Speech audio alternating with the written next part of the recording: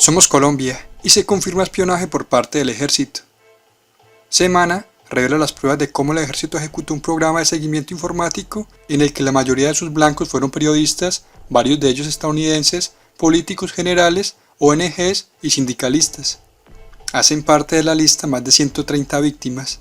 Estas fueron perseguidas por algunas unidades del ejército que ejecutaron durante varios meses uno de los casos de espionaje más delicados en la historia reciente del país. Entre febrero y los primeros días de diciembre del año pasado, las actividades que ejecutaron los militares fueron llamadas perfilaciones y trabajos especiales. En estas misiones, por medio de herramientas informáticas y software, realizaron búsquedas y recolectaron masiva e indiscriminadamente toda la información posible de sus objetivos para elaborar informes de inteligencia militar. Entre ellos, números de teléfonos, direcciones de residencia y trabajo, correos electrónicos, amigos, familiares, hijos, colegas, contactos, etc.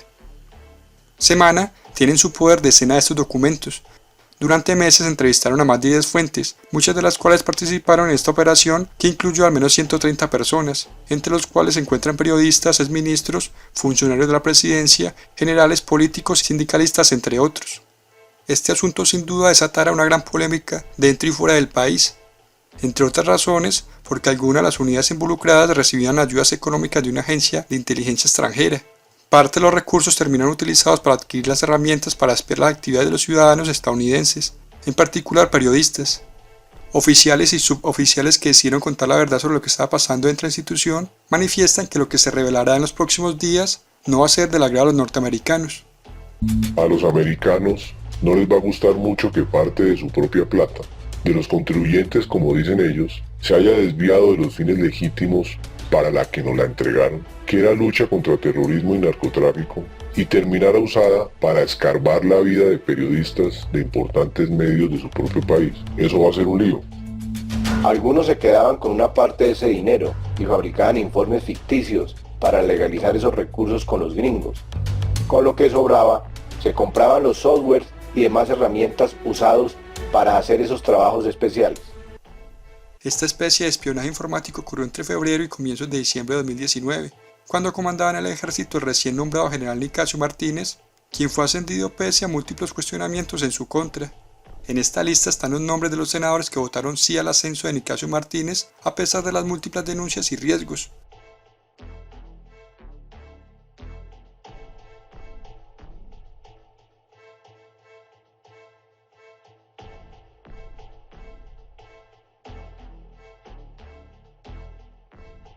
Según la activista política Catherine Juvinao, ellos son los responsables de las chuzadas porque se les advirtió, deben asumir su responsabilidad y dar explicaciones al país y a sus electores.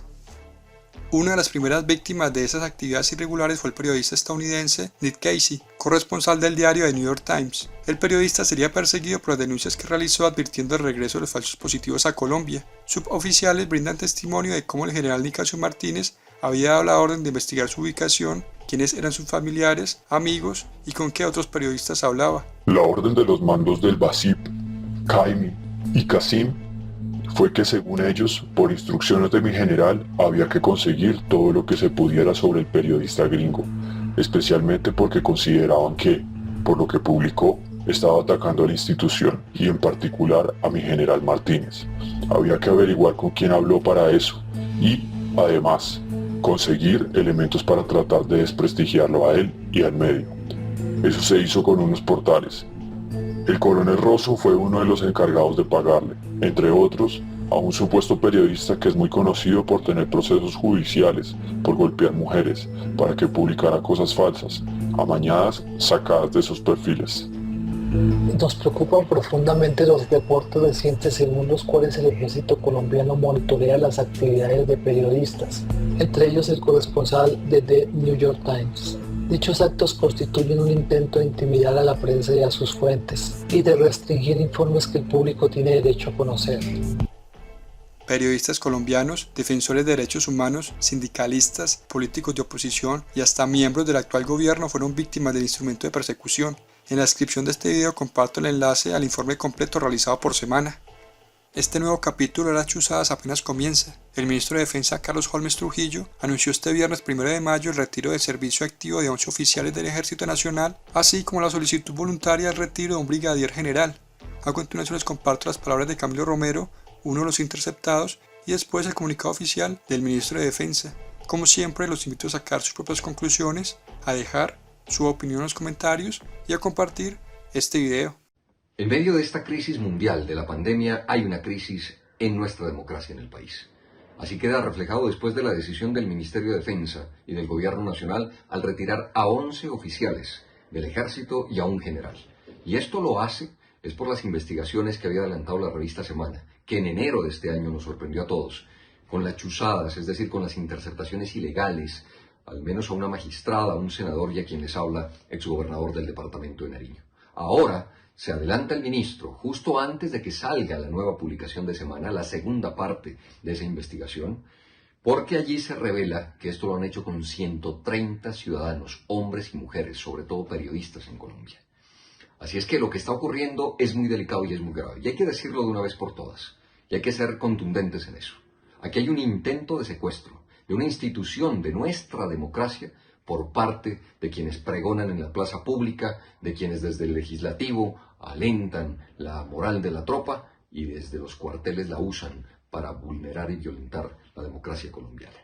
Eso no puede ocurrir en nuestro país. El ejército no puede ser apéndice de ningún sector político, ni de extrema derecha, ni de centro, ni de izquierda, ni de extrema izquierda. Es evidente y es claro que la inmensa mayoría de quienes hacen parte de nuestro ejército son hombres, mujeres humildes de nuestro país. Por ellos vale la pena, por supuesto, una reestructuración que dé confianza de las instituciones en nuestra democracia. Eso es lo que pedimos.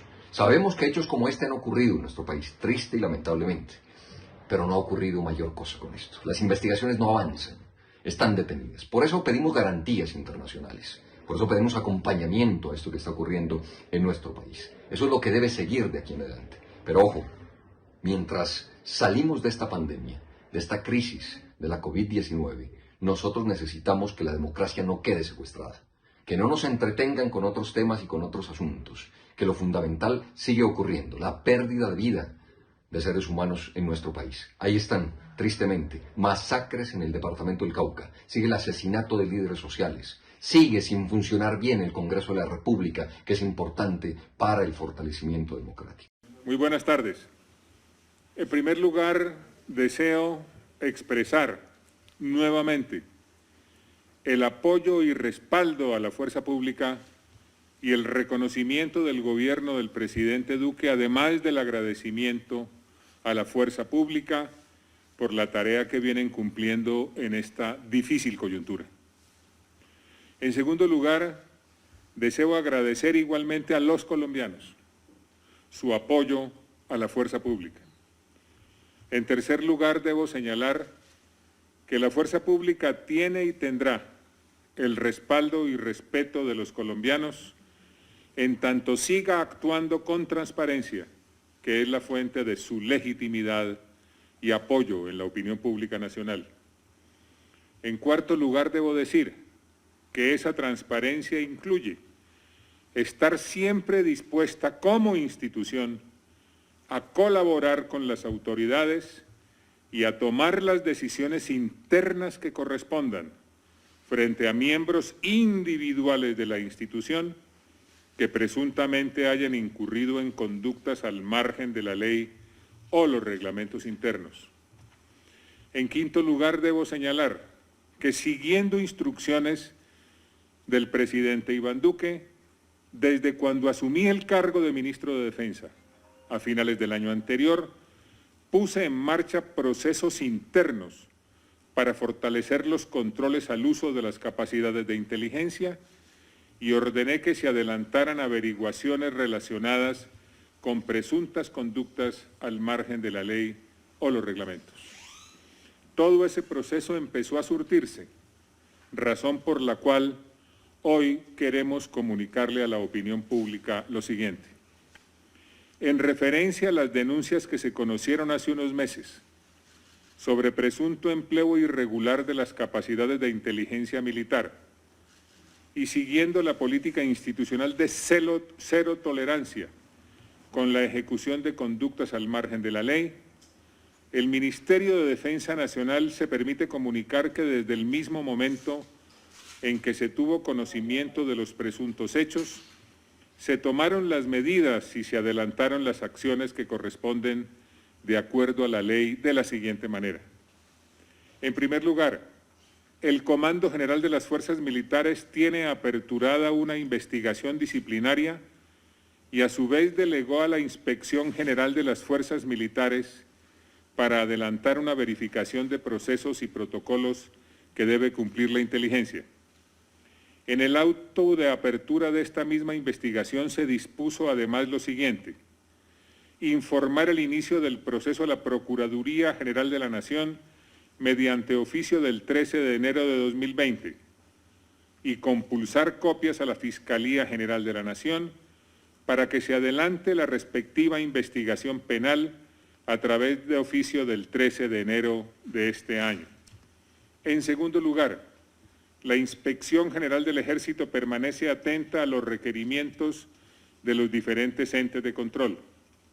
En tercer lugar, se realizaron cambios en la estructura de mando del Ejército Nacional, estados mayores, direcciones y unidades operativas para dinamizar y mejorar las operaciones y los procesos de inteligencia.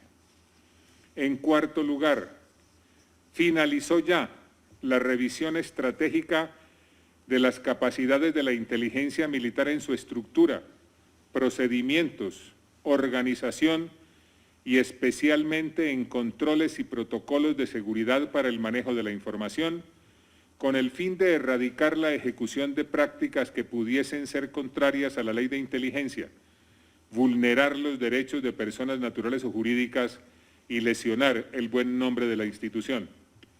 En quinto lugar, hoy se apartarán del cargo y se retirarán del servicio activo 11 oficiales.